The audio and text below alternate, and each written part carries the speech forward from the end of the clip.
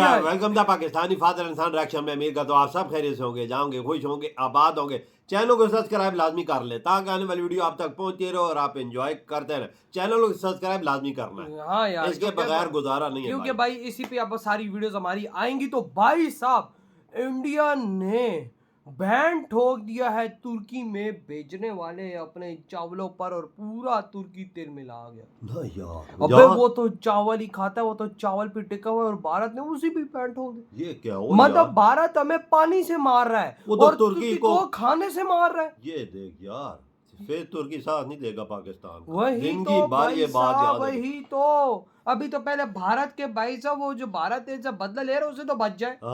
Watch करते हैं भाई, कौन करते स्टार्ट। तो अब परिस्थितियां कुछ ऐसी बन रही हैं कि तुर्की हमेशा के लिए पाकिस्तान से भी ज्यादा बर्बाद हो सकता है।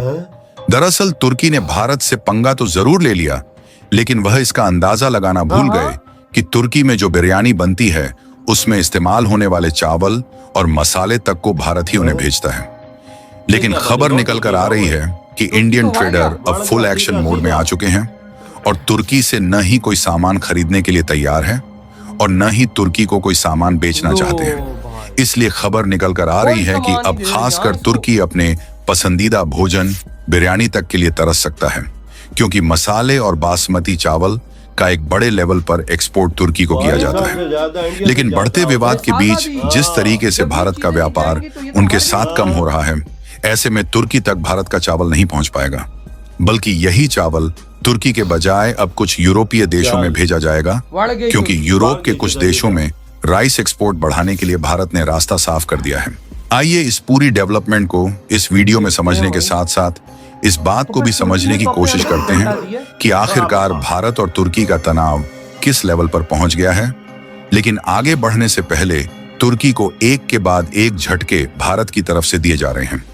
उसके लिए वीडियो को एक लाइक करके चैनल को सब्सक्राइब जरूर कर लीजिए, क्योंकि ये आपके लिए तो 1 सेकंड का काम है, लेकिन इससे हमारी काफी बड़ी मदद होती है।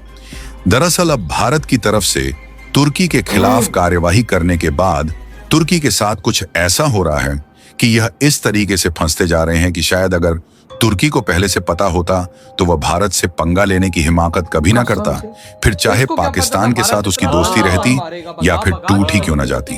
क्योंकि देखा जाए तो जहां हाल ही में भारत ने तुर्की की एविएशन कंपनी को ग्राउंड हैंडलिंग का काम करने से अपने 9 एयरपोर्ट से भगाने के बाद वहां पर भारतीय कंपनियों को एस्टेब्लिश किया, तो वहीं अब तुर्की के पसंदीदा भोजन पर सवाल उठने लगा है, जिससे तुर्की की जनता चावल के एक एक दाने के लिए और खाने में स्वाद के लिए तरस जाएगी।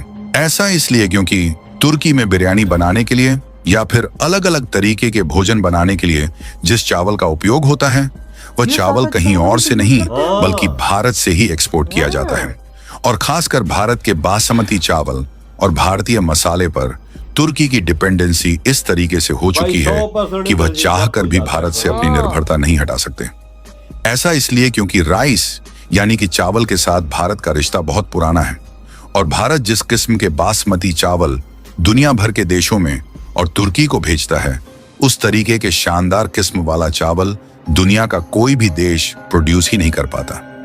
इसलिए दुनिया भर के अलग अलग देश में, फिर चाहे मिडिल ईस्ट के देश हों या फिर यूरोपीय और वेस्टर्न कंट्रीज हों, यहाँ तक कि अफ्रीकी देशों में भी भारत के बासमती चावल की डिमांड इतनी ज्यादा है कि भारत को अपनी घरेलू मांग पूरा करने के लिए बीच बीच में चावल के एक्सपोर्ट पर बैन भी लगाना पड़ता है। और भारत के बासमती और नान बासमती चावल की डिमांड इतनी ज्यादा होने के कारण भारत दुनिया का सबसे बड़ा राइस एक्सपोर्टर कंट्री है।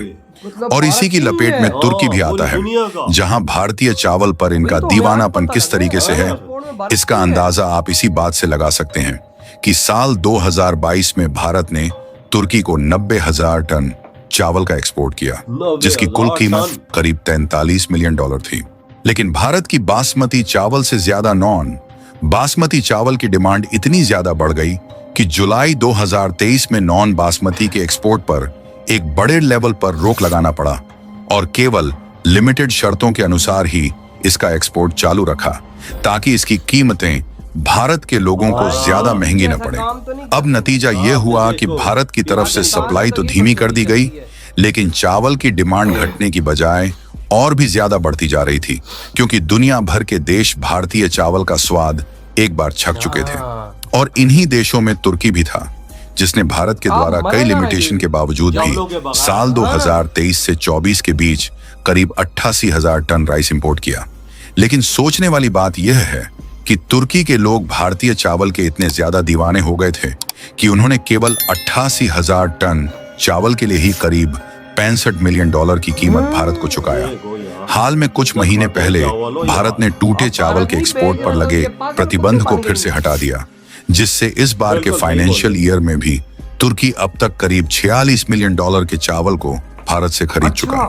लेकिन अब तुर्की को भारत से भगाने की इस मुहिम में, जहां पिछले दिन ग्राउंड मैनेजमेंट की सर्विस देने वाली तुर्की की एविएशन कंपनी को भारत से भगाया गया, वहीं जितने भी इंडियन ट्रेडर हैं उसमें से करीब 24 राज्यों के व्यापारिक नेता दिल्ली में एक साथ मीटिंग की है और सबने फैसला लिया है कि तुर्की को ना ही कोई सामान एक्सपोर्ट किया जाएगा और ना ही तुर्की से हम कोई भी सामान खरीदेंगे।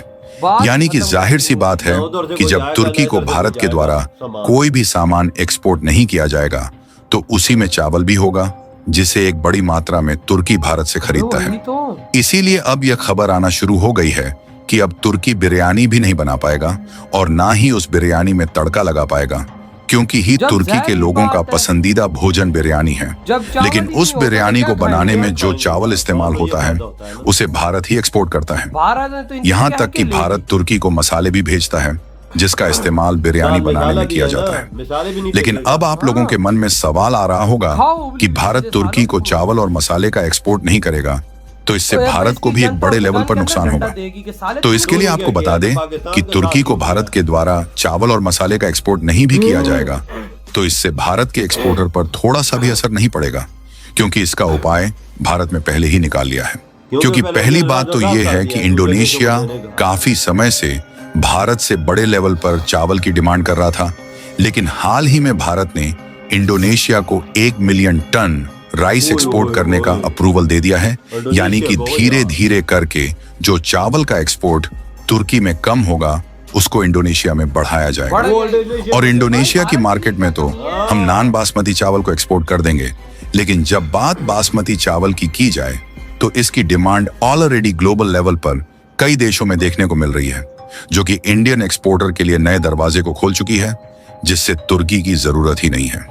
ऐसे में भारत ने भी ग्लोबल मार्केट में डिमांड और मौके को भांपते हुए यूरोपीय देशों में चावल एक्सपोर्ट करने के तौर तरीकों को और भी ज्यादा आसान कर दिया है, जिससे अब यूरोपीय देशों में भी पहले से ज्यादा राइस का एक्सपोर्ट किया जाएगा। इधर हुई ये वीडियो खत्म। यार देखा कैसे कह के ले ली भारत ने ना रामजादों की कि खाते भी तुम भारत का हो और हगते भी भाई साहब तुम उन्हीं भी हो। सालो अभी तुम देखो तुम्हारा किस तरह भारत बंदोबस्त करता है भाई। अब तुम न चावल खाओगे ना भारत के आए हुए मिसाले खाओगे, हराम जादो तुम लोग तो भाई साहब बुबली हुई चीजें खाओगे ना, तुम्हारा भाई साहब सबको तो तुर्की में सबसे ज्यादा यूज होता ही चावल है और भाई साहब इंडियन मिसाले जब वो ही नहीं होंगे तो ये किससे लेंगे, किसका इस्तेमाल करेंगे। दुनिया में मिसाला सबसे ज्यादा इंडिया देता है भाई, चावल सबसे ज्यादा इंडिया दे रहा, नहीं होगा तो कहाँ से लेंगे ये भाई। इसकी जनता और दगान को गली का कुत्ता बना देगी। और दगान भी सोचता होगा मैंने किसका साथ दे दिया वो वजह ना भाई साहब भारत में क़यामत टूट पड़ी है। भाई साहब इधर हम पाकिस्तानियों का हाल देख लो, हमारी तो भारत ने ऐसी कह के ली है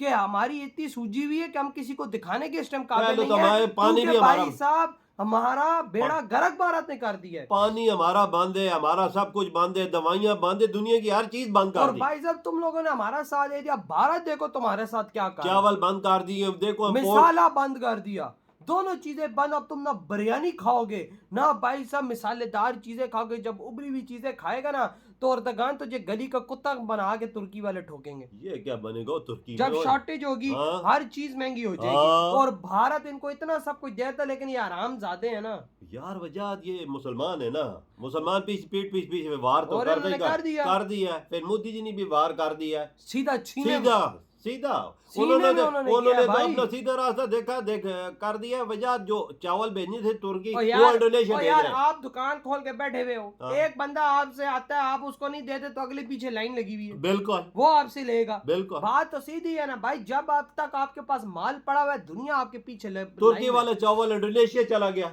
हाँ। तुर्की वाले चावल इंडोनेशिया मोदी जी ने भेज दिया है। भाई ये आप भूखे मरेंगे रामजादे। आपके क्या थॉट है जो भारत ने और मोदी जी ने इतना बड़ा एक्शन लिया अपनी जनता के लिए, अपने 140 करोड़ भारतीयों के लिए इनसे बदला लेने का? इधर ही वीडियो खत्म करते तो हैं।